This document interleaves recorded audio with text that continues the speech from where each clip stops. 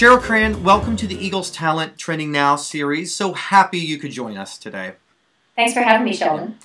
Cheryl, in your last book, 101 Ways to Make Generation X, Y, and Zoomers Happy at Work, that was published in 2010. And like technology, a lot of things have changed in almost 2 years. While you're still incorporating generations in your keynote presentations, am I correct in saying that you're also focusing on other crucial parts of business, like technology, business growth, and adapting? Absolutely. And they actually are no longer separate. They're not separate items. You don't say, oh, we're going to, it's all about the generations, or it's all about technology, or, business growth. To me, we're actually at a pivotal point in 2012 at integrating all of it so that we can move business forward. And when I talk about the generations, it's really from a perspective of, look, we have all this technology that is available to help us grow the business. Is everybody on board with it? And as you and I know, technology is very innate for a Generation Y, somebody in their 20s. It's even, adapted to by Generation X, those in their 30s to their late 40s.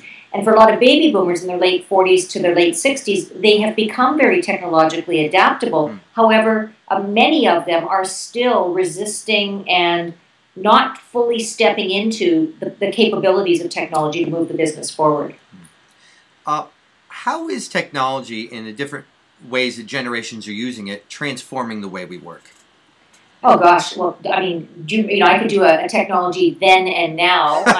Right. And some of it's work related and some of it isn't. But I mean, if you think of before the GPS, we did maps in the car. You drive with a paper map. Wait, I'm sorry, a map where? I don't think I have one of those in the car anymore. That's exactly right. How about, looking up phone numbers in the yellow pages? Right. And now, how about Siri on the iPhone 4, where you can ask her to dial a number for you? How about Google, collaboration docs, where you can have people from all over the world work on a document and submit it back? How about Evernote, that can take photos of documents and you can PDF and send to someone instantly? Or DocScan, which I use all the time, where I just got my new E1 visa that allows me to travel between Canada and the US for my business. And I literally use DocScan to send a copy of the visa to my lawyer, my immigration lawyer. Right.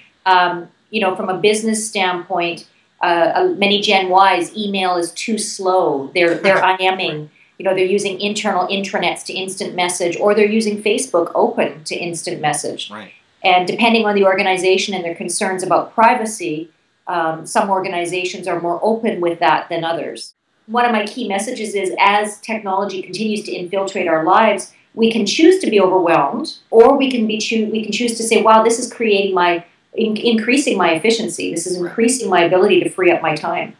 I'm just thinking that I don't even think I memorize telephone numbers anymore. There was a time where I used to know telephone numbers. I barely even know my own. I think it's 3 on the speed dial. So. Yes, because everything's auto-dialed, Why do we even have to remember? In fact, I read a statistic just the other day that students today in schools are not being taught memorization to study, because they're going to Wikipedia and Google anyway. Right. So it's fascinating how what we used to need to commit to memory, we are, in my opinion, now freeing up space in the brain for other things beyond memorization. Yeah. There was a survey I saw on your blog. It was put out by IBM, titled "Leading Through Connections." And it indicated that CEOs are focused on future and how technology is impacting the future of business. And this makes me think of how we used to create a 1-year, 5-year plan. Right. Because of the rate of technology, are those days of the long-term planning history for leaders? Completely. In fact, I'm the incoming president of the Global Speakers Federation, and we just are working on our 4-pillar plan. Right. And in fact, what we've done is we've said this is our 4 pillars, our areas of focus, with annual review. And even then, it's quarterly review, and even then, it's really 30-day review. So the days of a 5-year plan, completely gone. It's likely that whatever you put in place for a 5-year projection is going to change 60 times over. So, yeah, no, you're absolutely correct. Yeah. The future is a scary and unknown place. It kind of makes me think of Dr. Seuss's Oh, the Places You'll Go, where, I don't know if you're familiar with that book, but really on this journey for the main character, every page is a surprise and, you know, what's ahead.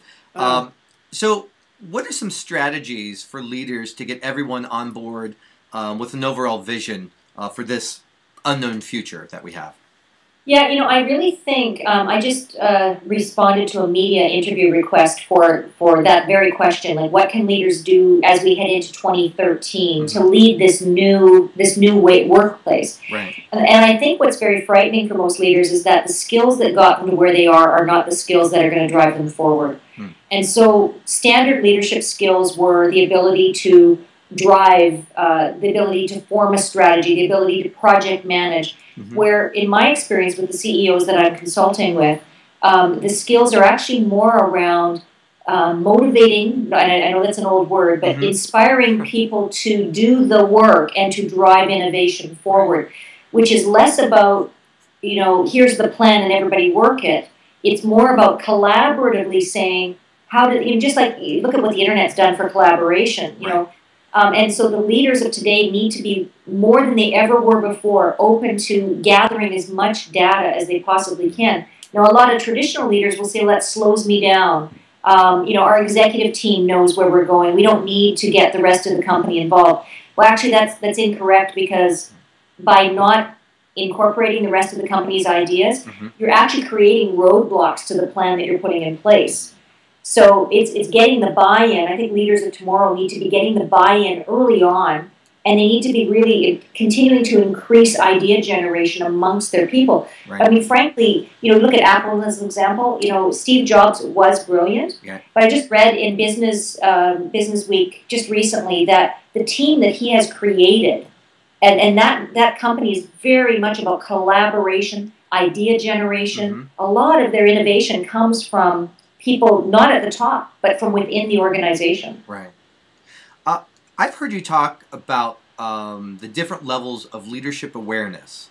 Yes. What are some of those, and how helpful is it to know about them? Well, see, I think that's also a new way of leading. It's leading from the inside out, is what I call it. So, and I think I just showed my Canadian accent there with the word out. I love it. It's great. Yeah. So, you know, leading from the inside out. So, in other words, level 4 awareness, quite simply and quickly. Level 1 is you see people as a problem. You see yourself as the only provider of direction and solution. You're basically an island unto yourself, and you actually will have really high levels of stress at level 1 awareness, because you're very much about your own world, your own reality. You're not really looking for other people, to see people as part of the solution. Right. When you get to level 2 awareness, you start to see that, you know, the people that I'm working with, I'm learning things from them. There's things that I'm noticing. There's things that I wouldn't have known if they hadn't brought it to my attention. So level 2 awareness, a little less stress, because now you're recognizing that you don't have to be the holder of all the answers. Right. You can rely on other people. Level 3 awareness is really where you see other people as a mirror. So, for example, if you and I were to have an argument, a level 1 leader might go, oh, well, that Sheldon is just, you know, a really difficult person. A level 3 leader would go, you know, Sheldon's actually mirroring back to me, you know, something that somebody told me I had a problem with yesterday. You know, or so you start to see that there's a pattern happening, and that your behavior is being held up through the other people that you're interacting with.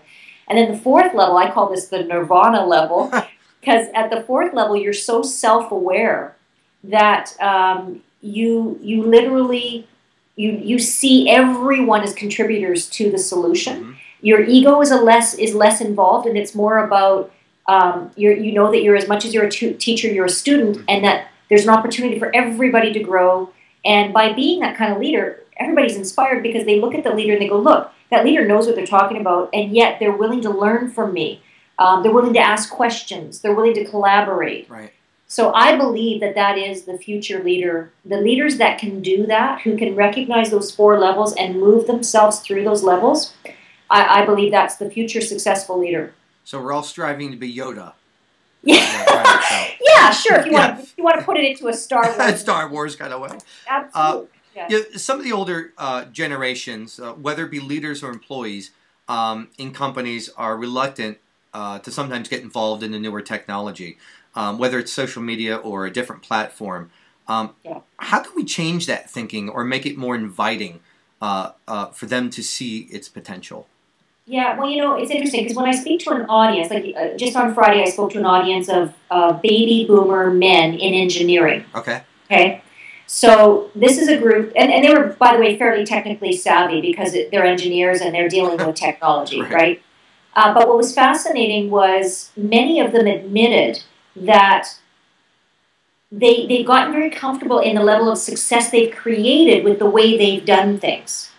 Mm-hmm. And I think that what's happening is as the workplace transforms, so Gen X and Y are less about staying on the job for 10 or 15 years, mm-hmm. and they're more about, as you know, they change their jobs on average every 3 years. Right. So there's less of an attachment for a Gen X or Y to sticking with the status quo. Mm-hmm. Whereas with a long-term employee who's been with an organization for 10, 15, 20 years, and it's not their fault, by the way. Right. Actually, the environment has created a level of comfort and assuredness about their approach. Mm-hmm. So I think there's two answers to your question. Number one, I think it's incumbent on senior leadership to recognize, because they're mostly boomers, to recognize that this is a problem. In other words, it's causing stifled growth for the organization, and for them to admit where they're holding back from technology, then to hold an open forum with their groups to say, we as a company are focusing more on technology integration. Uh-huh. And then secondary to that, it needs to be brought to the local level, which is, and I just had someone come up to me after my presentation say, look, I'm a Gen X, I've got Zoomers are all my employees, I'm going crazy. And I said to him, here's what you need to do. You need to offer, you have to have one-on-one time. Now, this is where basic leadership skills come in. Right. It's all about communicating and sharing the value. So if I had a Zoomer employee, I would sit down with them and say, and I would, rather than just a performance review discussion, I would have a technology review discussion, right. Which is, here's the technology we have in the organization. Here's the technology I use to be more efficient. How can I help you increase your technological adaptation so that we can innovate more as a group? So I know we can't go 5 years from now, but maybe not even a year. But what's on the horizon for you in the next couple months or so? Right. Yeah. Well, we really are really a global workplace. Mm-hmm. When I accepted the nomination and the election for Global Speakers Federation, my business really was Canada and the U.S. Mm-hmm. And I've been doing business in Canada and the U.S. for the last, I've been in business 18 years, so for a good portion of my career. And then in the last year, I've been getting business in Trinidad and Kuala Lumpur and London and Germany. And so I really believe that the future of business, regardless of the industry, so anyone listening to this or watching this, is about opening, whether you're willing to go global or not, it's about opening our mind to recognize we are now a global workspace. Right. And so for myself, I am working on my next book, which is around technology and the workplace. Of course, as soon as I write it, it'll be dated. But, right. But yeah, and I'm in the midst of writing it now, so I keep updating. That's why I'm being delayed with it, to be honest, because every time I do something, it's like, oh, I got to add that. Yeah. Real-time books is really what they do. Yeah. And actually, on that note, you mentioned earlier, we were talking, before you started this interview, we were talking about media and that kind of thing. And the other thing that's happened is that it used to be frowned upon. Ebooks, remember, ebooks were just considered book wannabes. Yeah. Well, now whenever I speak to an audience and they'll say to me, "Is your book available in ebook?" And it's like, "Yes, it is. It's on iTunes. It's on Kobo." So I might even release it as an ebook, and that way I can update it as I go along, versus having to just keep it to print and then having to have it be dated. But I love what I do. I'm excited. I also see the future in my work. I continue to want to talk about, you asked me the question about the 4 levels of leadership awareness. In my coaching and my consulting, I really, really get excited about helping leaders really grasp that. Right. And I do see in the next year or two that, as I talk about technology, it's impossible to not talk about stress management, and it's impossible to not talk about leadership adaptation to the technology. And so that's what I see in the next little while.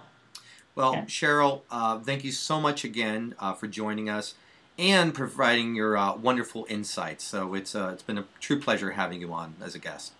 Thank you so much, Sheldon. I enjoyed it.